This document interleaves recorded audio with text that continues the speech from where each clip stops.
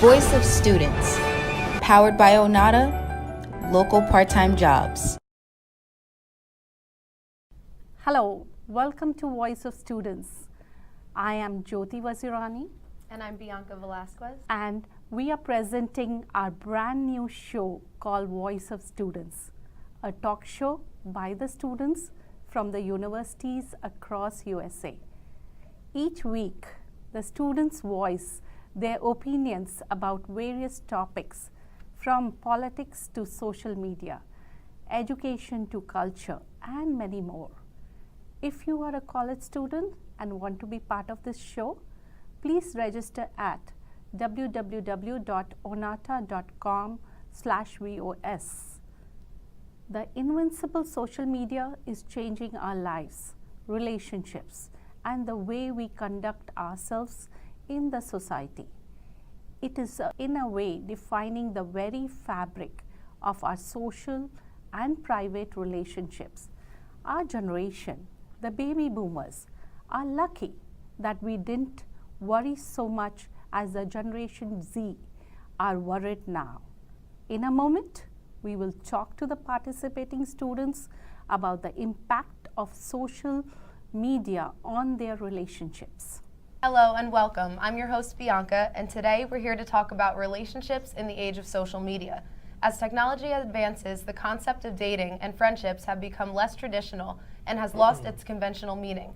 We will speak to college students today to hear their opinions.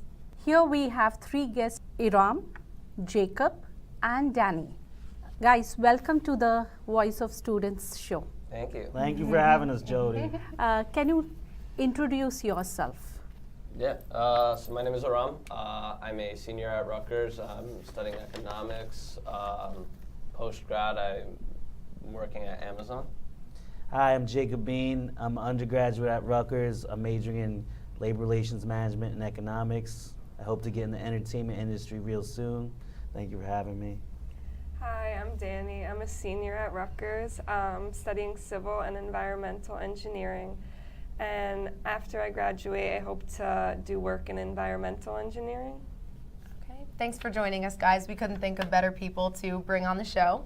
So first, to start, based on your relationship status, do you believe that true love and relationships still exist, or do you think that people are constantly trying to portray this fairy tale relationship through the social media lens? I think it's a little of both, Bianca. Today, because I know there's some relationships where they like to broadcast everything on social media and have crazy candid photos, like it was like a photo shoot done, you know? I actually heard statistics on that people who broadcast their relationship more on social media are actually like less secure in it. That's what I heard. And the ones that don't broadcast it at all, like, are killing it. It almost seems like a way of compensating something, right? Yeah. Definitely. Trying to fill a void. Exactly. Okay. Have you guys had experiences, or other people you know have had experiences within their relationships where it kind of hindered their relationship, or have you seen any of that? I think on a general basis, I think it hinders a lot of people's perception of their own relationship, because you're consistently just Instagram culture as a whole, you're comparing yourself to every guy or every girl on Instagram, right? I'm not as fit as this person, or I'm not as good looking as this person. But then you start doing that with your relationship, where it's wow, this couple went to whatever the famous food places of that week. Oh, they're eating here. My significant other isn't taking me here. So clearly we're not as happy, or we're not as into our relationship as they are. Right, as a way of comparing. It sets standards, new standards.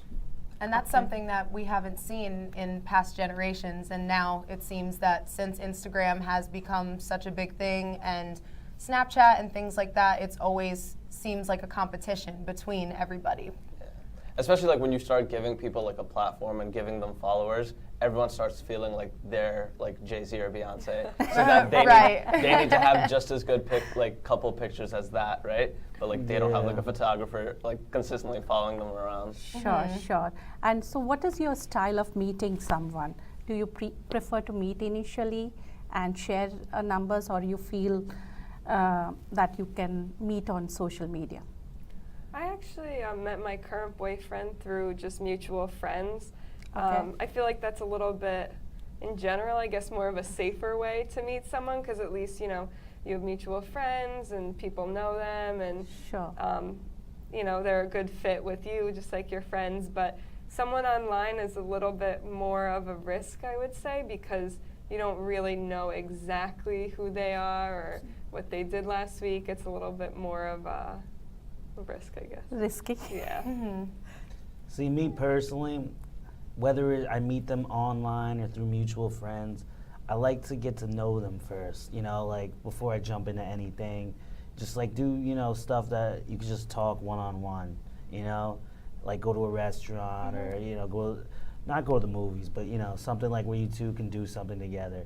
Sure. Because I've had moments where, like, I almost rushed into things a little bit, and then that person wasn't really who they pretended to be. Like, you know, they seem like this calm, chill person, but then, you know, if you rush into something or, like, after a moment of, like, dating or whatever, they get, like, really jealous and insecure and just, like, want to know where you are at all times. And, you know, then they start stalking your feed on social media, and they care about who you like, you know, what Right. pictures you like, who you follow, and it gets this big ordeal. So I've learned from those experiences. So now I So you just like to go slow, know very the slow, person. very slow. Do you think that couples that have originated from social media, you know, the whole sliding in the DMs debate, do you think that relationships that start that way, is there sort of a standard of insecurity or distrust because that's the way that they met? So do you think that all of a sudden they're going to meet somebody else the same way because they met you that way? Do you think that there's some sort of standard there I set? think it's a 50-50 shot, honestly, because I've seen relationships where they've met through Tinder and Bumble, DMing each other, and some have worked out great. But then there's others that do that, and then it just works out terribly, you know? So I think it all depends on the person and the situation. Also what they're looking for. Not everyone on those websites are looking for like a serious relationship. Yeah, just or like a quick anything. fling, right? Yeah. And I feel... No, go ahead. No, I was saying, like, I think, like, the whole, like, I think there is a stigma around, like, DMing, like, DM culture on Instagram, right? Like, I think a lot of people, like, look down on it, but that is also, like, how a lot of people now meet, right? It's like, you like one of theirs, they like yours back, and that opens up, like, your DM. But it also, I think it almost defeated, like, the whole, like, face-to-face, like, actually, like, there's so many people now who are less inclined to, like, if you see somebody that you actually, like, are into or attracted to, rather than just, like, go up to them, you'll just find out, like, what's their name, so I can follow them on Instagram later and just DM later. Sure. Like, you guys, how many, like, of my friends have just done that, like, saw, like, a really pretty girl, and then, like, gotten her name, and then just DM'd her after, like, saying, oh, I saw you out. Okay, but if Instead you of a saw her, confrontation. yeah, like, rather Yeah. than, like, go up to her at that Yeah. spot, like, let me just do it in the comfort of my bed while I'm on, like, on Instagram. Right, and that's kind of a way that people form these identities for themselves, and that's why a lot of things get misconstrued once they're actually met in person, because you guys have seen not everybody online is the same in person, and it's kind of like a stigma now. Yeah, Instagram also, like, shows everyone, like, the best version of yourself, right? Yes. So, like, you're never going to actually live up to that, right? Like, no Right. matter how cool you look on your Instagram profile, like, you're not like that all the time, right? Like, Now, how do you think gender plays a role in relationships today? In other words, how do you think same-sex couples are affected by social media? Do you think it's in the same way as, you know, just straight couples are? It's kind of like different stigmas. So, especially within the LGBT community, do you guys feel that it's different with the way social media impacts them? I don't know if I could, like, speak to, like, the LGBT community. I know for, like just, like, male-female, like, relationships, I know there's, like, a certain, like, Instagram standard and, like, Instagram etiquette, I guess, right? Like, if you're in a relationship, like, I know, like, some, like, girls don't want their, like, boyfriends, like, liking other, like, girls' pictures, right? Like, you can easily look up what pictures they're liking. So, like, that's, I guess, like, a stigma. But I don't know how it would, like, affect in the, I'm sure it applies to, like, different, like same-sex couples as well, too.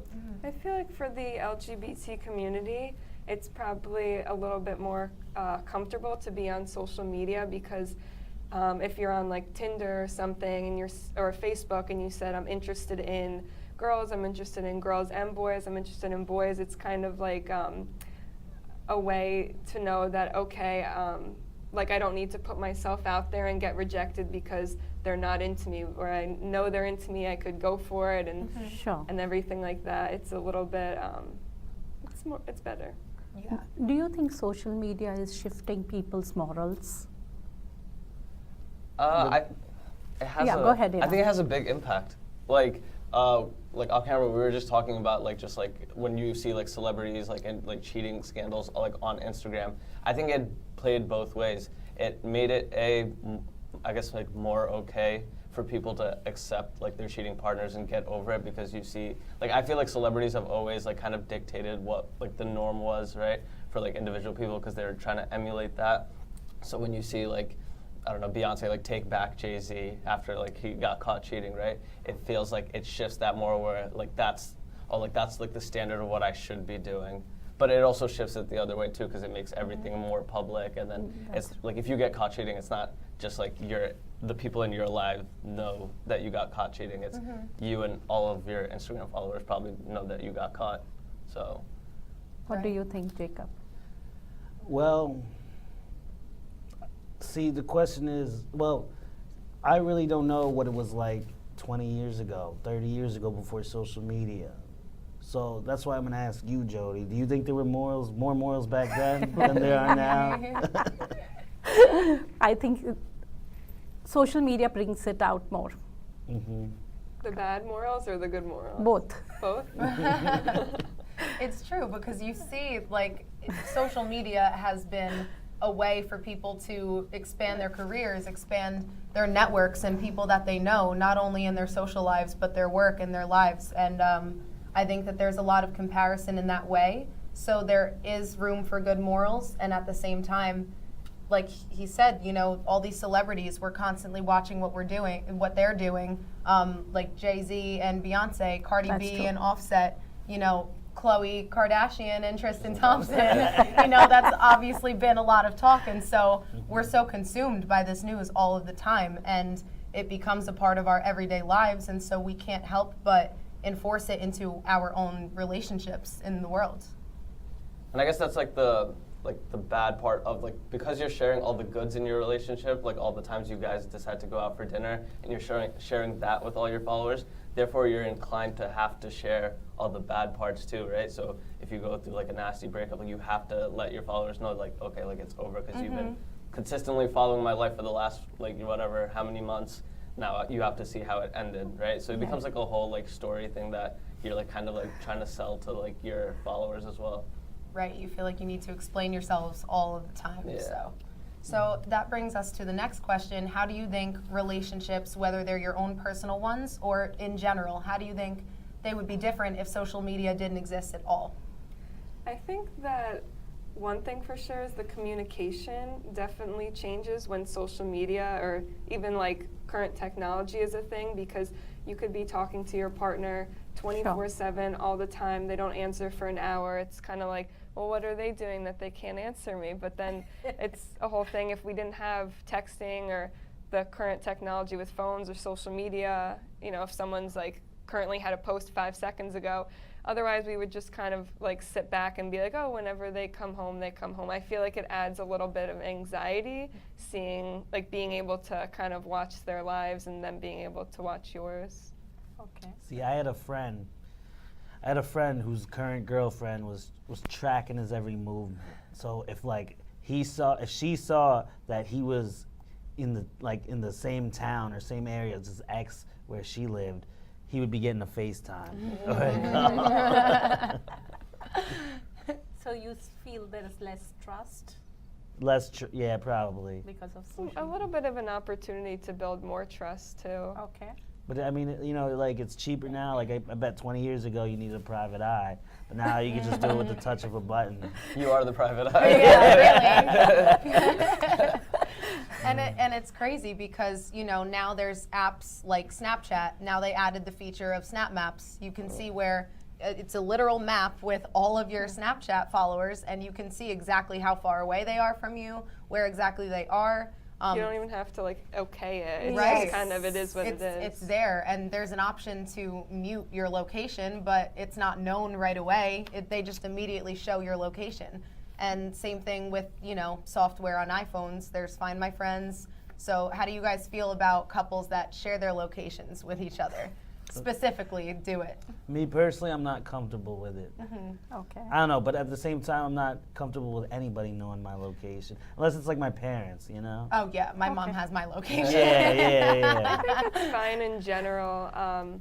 Just, it's not like something that's used to kind of sneak up on them 24/7 in my personal experience, but instead of just me saying like, oh, what are you doing? Or just, if it's like a general question that I could save myself the time, just like look at the location and be like, oh, you know, they're still at their appointment or they're still there, like I'll just talk to them later. Okay. Whereas like if I didn't know, it's, I don't know, I feel like it helps save time and effort. I just think, like, I don't know, like everything that we've been talking about, I think it kills like the mystique of like dating and mystiques of like relationship, right? There's no situation where like you ever meet somebody and it feels like, oh, like you're getting to know them for like the first time, right? Like that whole like first date thing, because by like the first date, by the second, right? You basically, by just stalking their social media, you know like 3/4 of their lives, right? You probably know where they work, right? What they're into based off of their Instagram. So like it kills a lot of it. Like haven't you, like I'm sure this has happened to like a lot of people. Like have people ever come up to you and like talk to you by your Instagram handle? Yes. Like Yes, like- it has happened. I'm a brand ambassador for like our campus, right? And like people just come up to me by my like Instagram handle, like and they're just like, hey, like I know you, and I'm just like, we don't really know each other. Like you follow me on Instagram, it's not like you know me, right? Right. And And it just, but that also comes up in like dating and stuff, because then people are coming up to you like, I already know 3/4 of your life, so you could have disqualified me before you even kind of met me. Right, and I feel like especially on college campuses, it's so prevalent that people will know you by, you know, what frat or sorority you're in because they saw it on Instagram. Like they could see where you ate dinner last week and then know what kind of food you like and ask you on a date. Like things like that. You never really know like how much a person knows about you beforehand. Before you even get into the situation. So there's a lot of, Yeah, no, go ahead. I was gonna say there's a lot of stalking on social media going on. Yeah. And you don't even know about it. Yeah. And you know, there are obviously ways around it. Even when you're on a private account, things like that. People have group chats on Instagram. People have group chats on their phone. Screenshots are taken. Things are sent. So I feel like especially when people are private in relationships, you're not always private. It doesn't always work that way. So it's a lot to think about. Let's take a break. Stay tuned and we'll be right back.